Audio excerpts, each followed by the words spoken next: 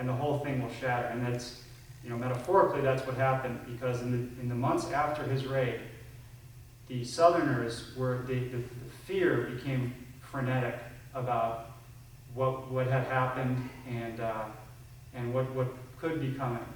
They devised these huge, elaborate conspiracies that they said John Brown was just the tip of. That they said that John Brown was the first of many who this conspiracy was going to send down into the South and try to start slave revolts.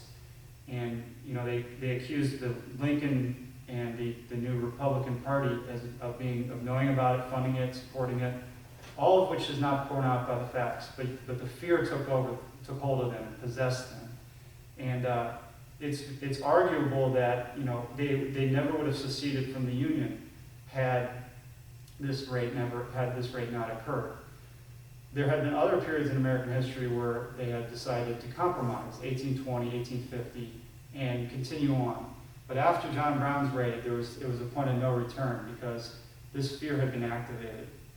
So that's sort of what happened at Harper's Ferry, and obviously after that led to the secession of the southern states and the invasion by the North. And of course, we don't agree with the invasion of the North was necessary, but it is true that John Brown moved the dial a little bit.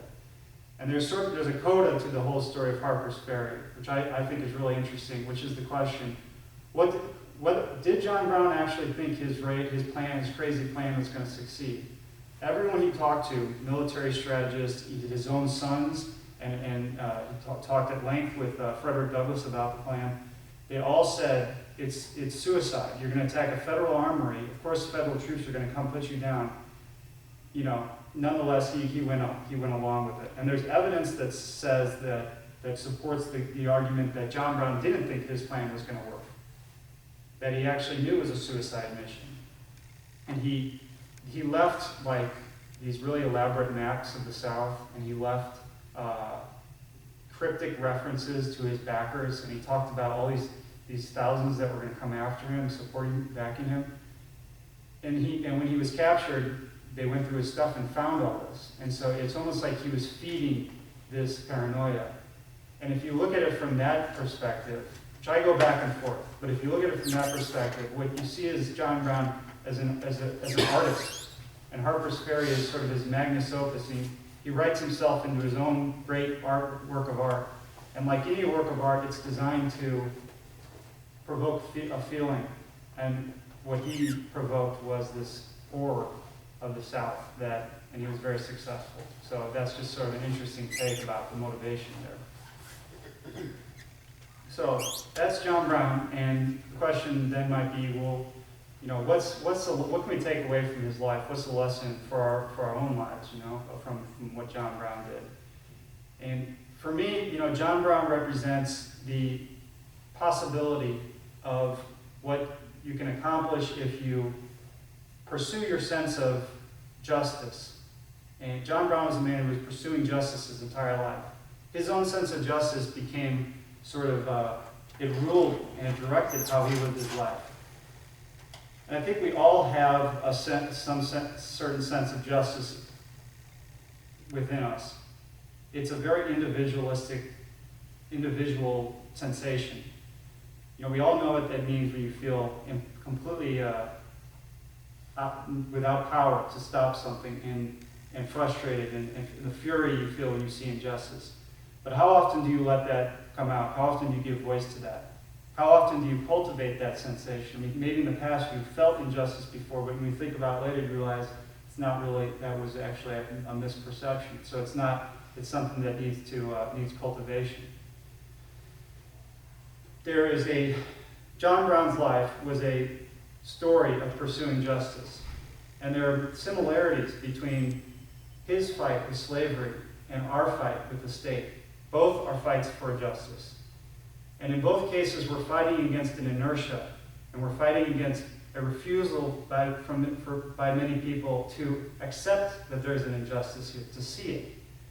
And I would argue that the fight that we have in front of us is going to be much more difficult to overcome than John Brown's fight against slavery, because slavery is very clearly an injustice. If somebody is in bondage, and you say every 100% of the fruits of your labor belong to somebody else's, and everything you do, somebody else has to approve. That's clearly an injustice. But the way the state works, it's much less clear. They cover it with all these lies and misdirections.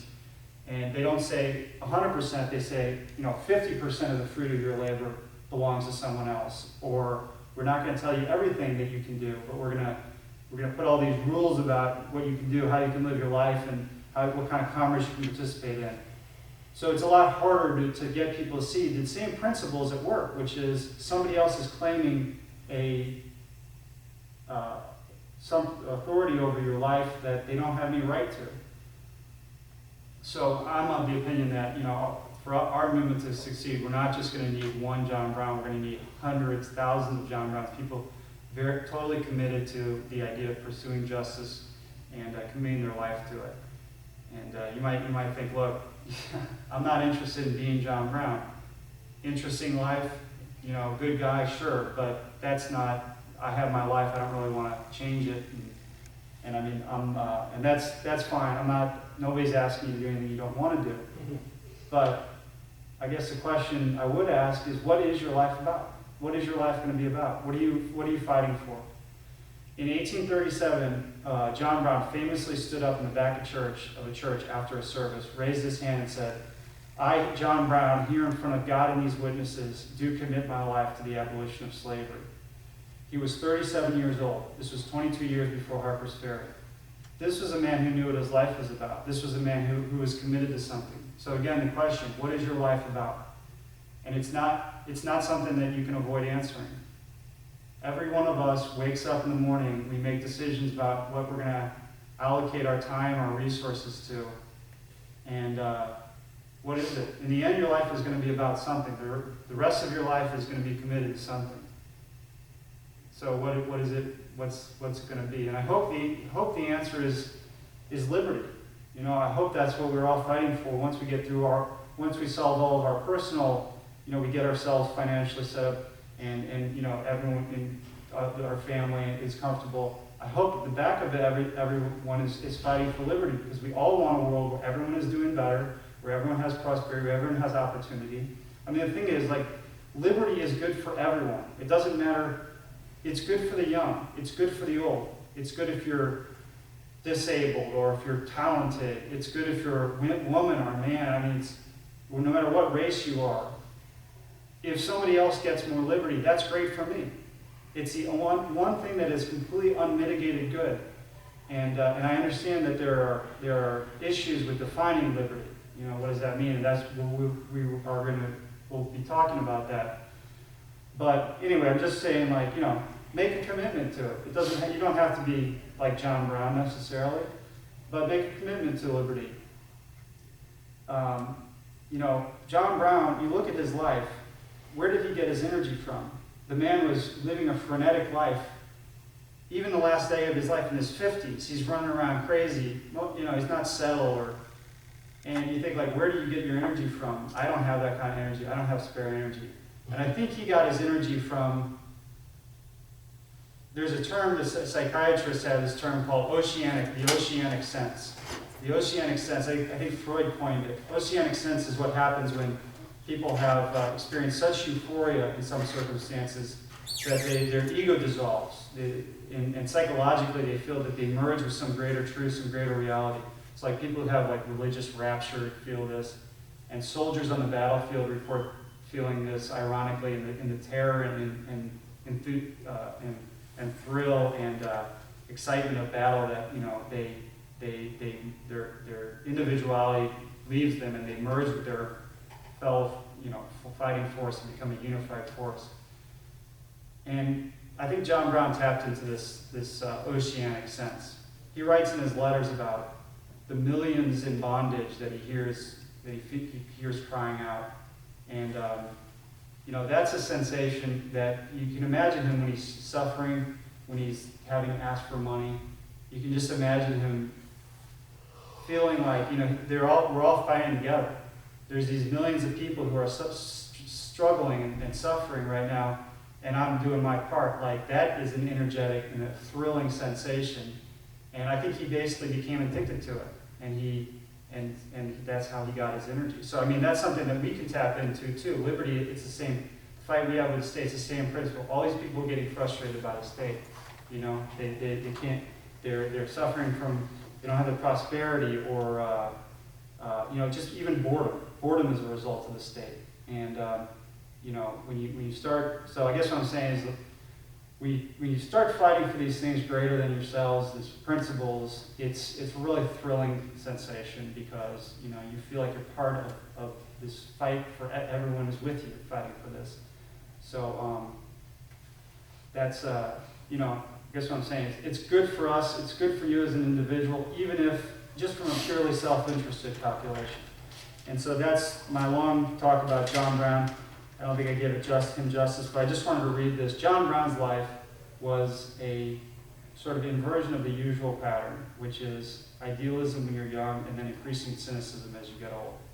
John Brown had the opposite. He became more idealistic, more passionate, until the day he died. And David Henry Thoreau wrote this when he heard about John Brown's death, which I think kind of, which encapsulated very well. He says, "This event advertises me that there is such a fact as death, the possibility of a man's dying. It seems as if no man has ever died in America before, for in order to die you must first have lived. This man, in teaching us how to die, has at the same time taught us how to live." So that's John Brown. And we have petitions now. Yeah, I just wanted to mention, I'm glad we're talking about people like John Brown and Henry David Thoreau. I get the sense often that people that are advocating liberty need better heroes.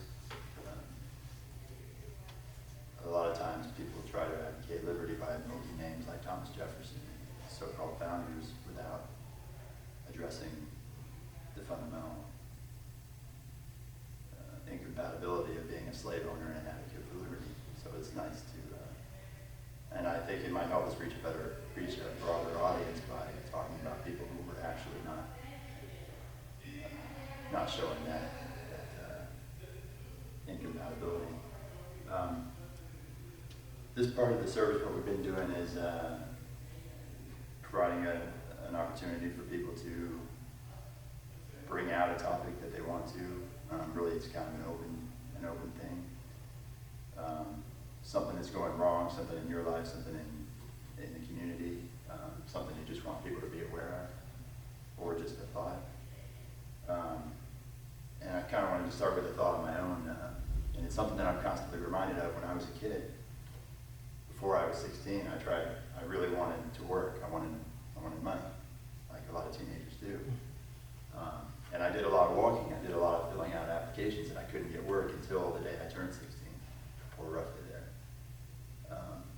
And I come to realize I think it's largely because of all the rules. If you're young, you have to take breaks at a certain time. You have to be off the clock by a certain time. To me, there's no reason that a 12-year-old, for example, should not be able to get a job. And it can seem beneficial for that to be the case, but it's harder and harder. And it seems like that's really missing from any debates involving unemployment, minimum wages, anything that really affects kids. It's how these rules are detrimental, because unemployed kids often become unemployed adults, or worse. So that's just something I wanted to bring up. I thought about it again this morning because I read an article about an 11-year-old, I think in North or South Carolina, who likes dressing well and likes bow ties, and has started a business selling bow ties called Moe's Bows. And he's apparently the CEO, and his family are the factory workers. So it's encouraging, and I think it's both encouraging and discouraging that one of the best forms of this civil disobedience might become hiring young people. It's just something I thought that it's an interesting thought that I think can help reach out to more people, and something that's really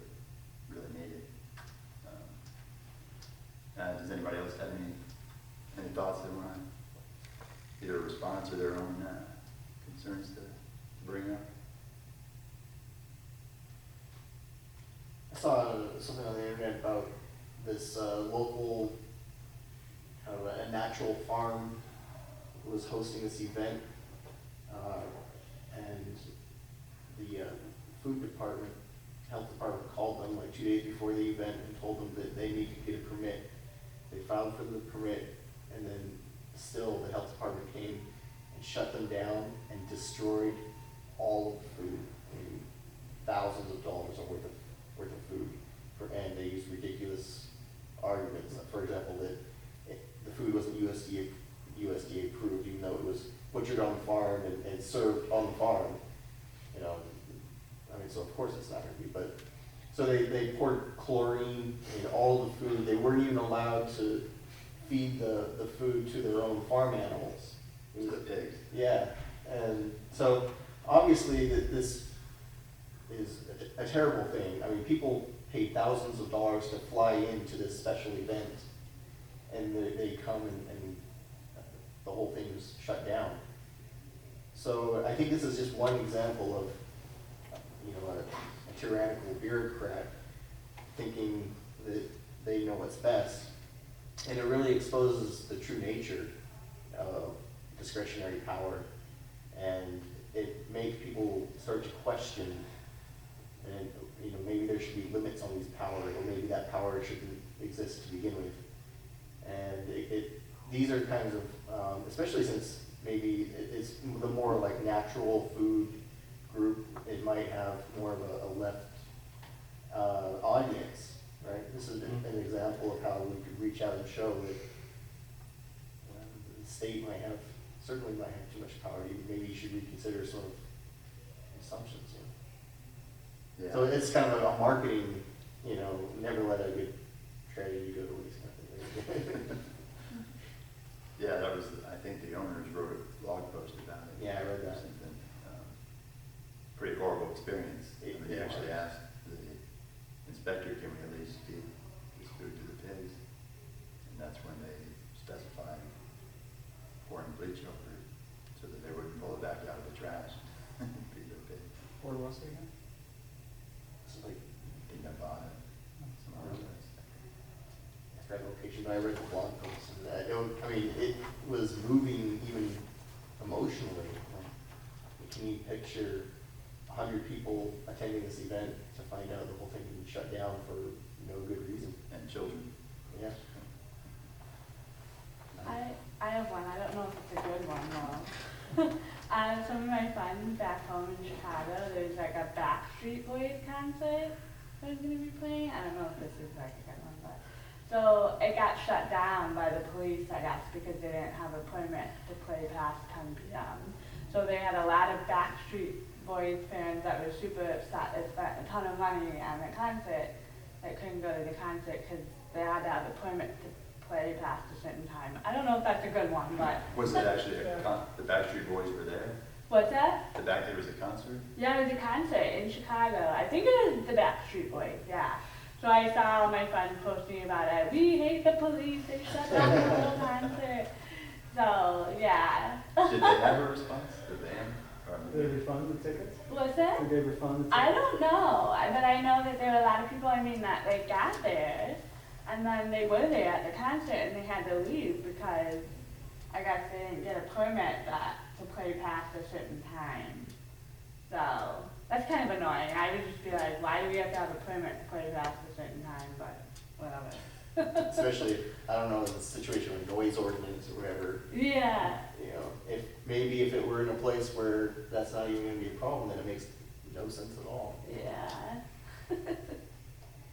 So I don't know what the details were, like if it was like super loud and obnoxious and then they had to shut it down. I don't know, but I still thought it was funny. Yeah, something to look up. It's hard to imagine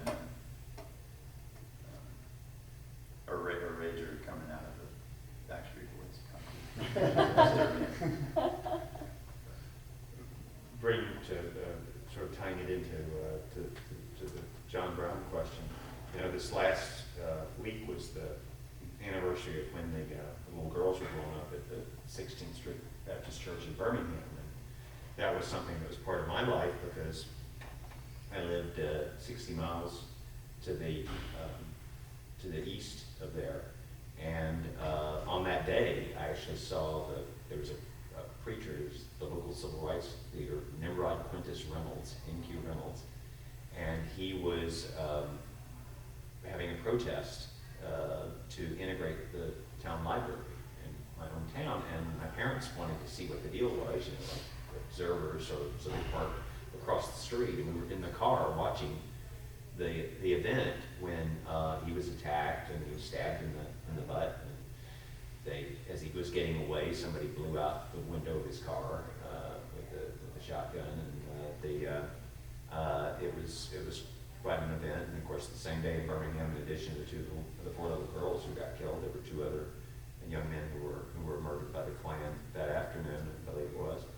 And anyway, you know, this is the thing where I think because so many of the people who were in the civil rights movement have gone down the wrong path, and you have got Al Sharpton speaking on the steps where Martin Luther King was 50 years earlier, and you have the NAACP totally being a statist organization with I can't think of any exception where to that.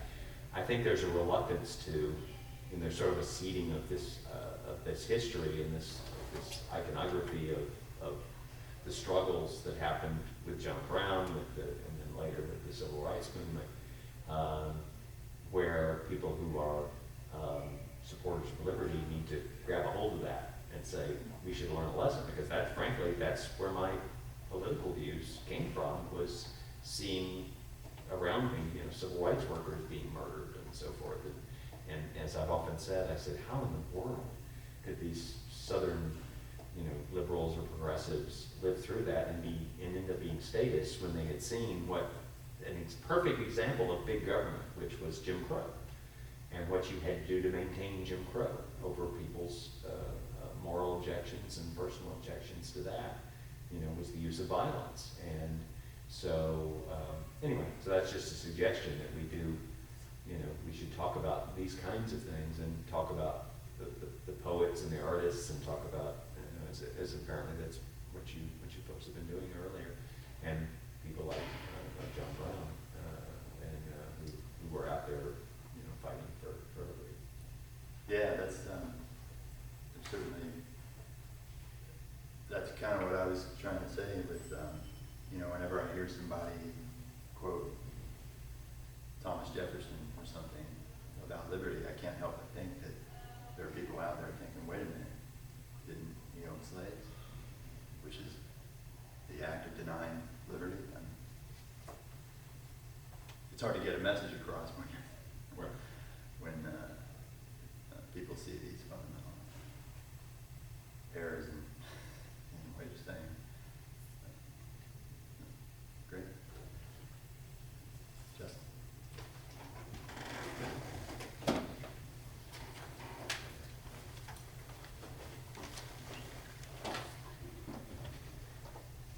So before I get started on my talk, actually, I want to share something that I went to two lectures yesterday at George Mason, and one was on why is there no Milton Friedman today, and so there were 4 panelists, and a lot of them thought that part of it just because Milton Friedman was at an earlier time, the economics profession was less developed, less specialized, so there's a lot of low-hanging fruit to pick.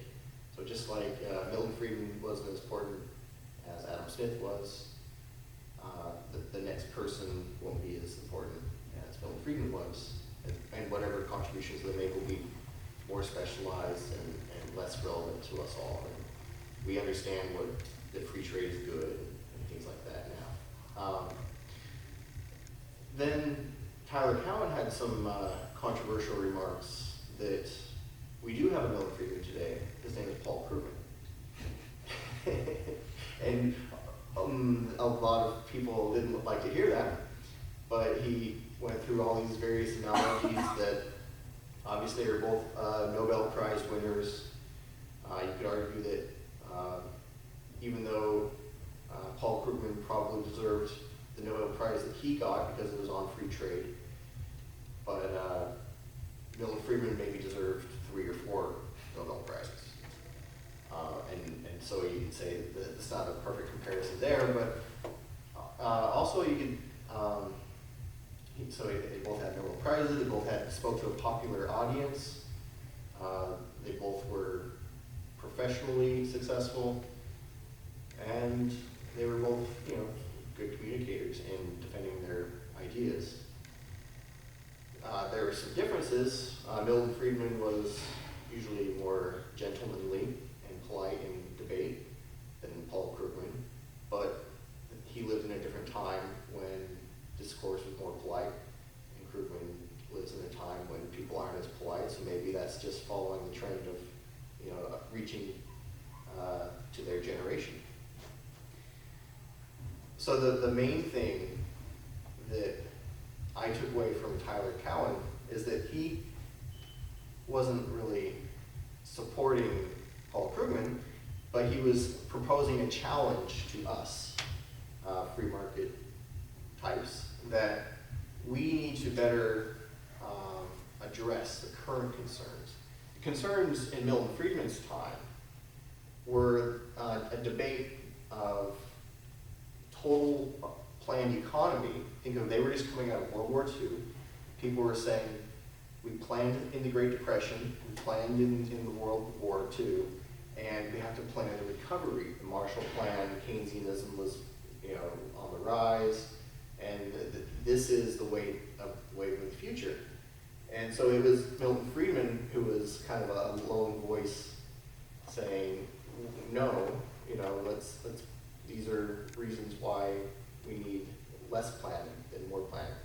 We can argue that Milton Friedman, it wasn't perfect in many ways, in many of his policy proposals or some of his ideas, but they were much better than what was popular at the time.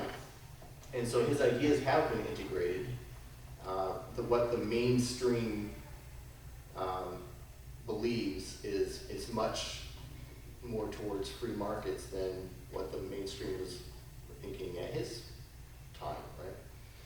And so the main things, the difference, the real difference, and here's the challenge for us, is that Paul Krugman was advocating for things that, again, were kind of like the low-hanging fruit. It's fairly easy to make the case that free trade is good, immigration is good, school choice is good, things like that. But the main issues of today are issues where the default choice isn't necessarily liberty in the minds of the public. The default choice are stated solutions.